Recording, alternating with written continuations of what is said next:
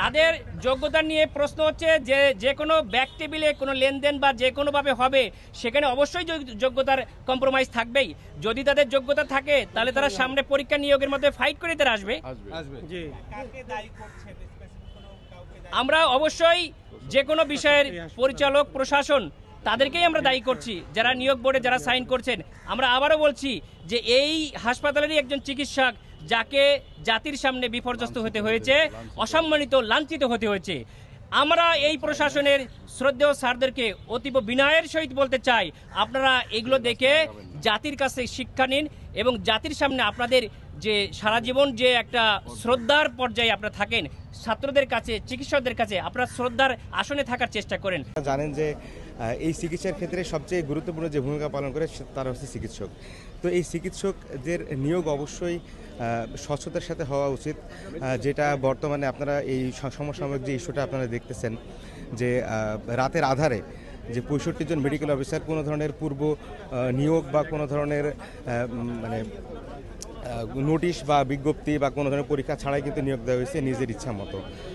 তো এক প্রকারে বলা যায় যে দলীয়করণের মাধ্যমে। তো এইটা বাংলাদেশের স্বাস্থ্যের জন্য, পাশাপাশি বাংলাদেশ চিকিৎসক সমাজের জন্য এবং বাংলাদেশ সর্বোচ্চ মানুষের জন্য হুমকি স্বরূপ। তো আমরা চাচ্ছি যে এই নিয়োগটা অবশ্যই স্বচ্ছতার মাধ্যমে, পরিপূর্ণ প্রস্তুতি, নিয়োগ পরীক্ষার মাধ্যমে নিয়োগ হোক।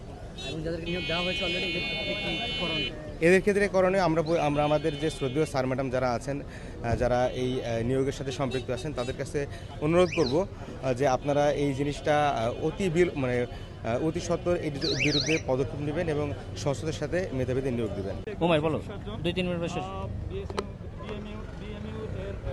প্রেসিডেন্ট ডক্টর উমাই বলো উমাইকে কথা বলার জন্য অনুরোধ করব।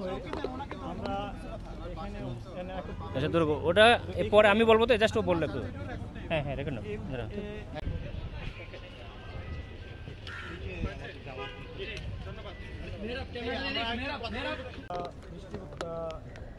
দৃষ্টিতে এসেছে এটার প্রতিবাদের জন্য, এদিকে এবং নিয়োগের স্বচ্ছতার জন্য আমরা সচেতন।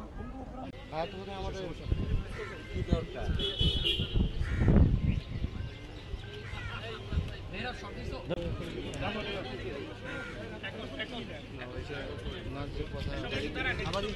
ভাইয়াকে কেউ ধরেন না, যে ভাইয়া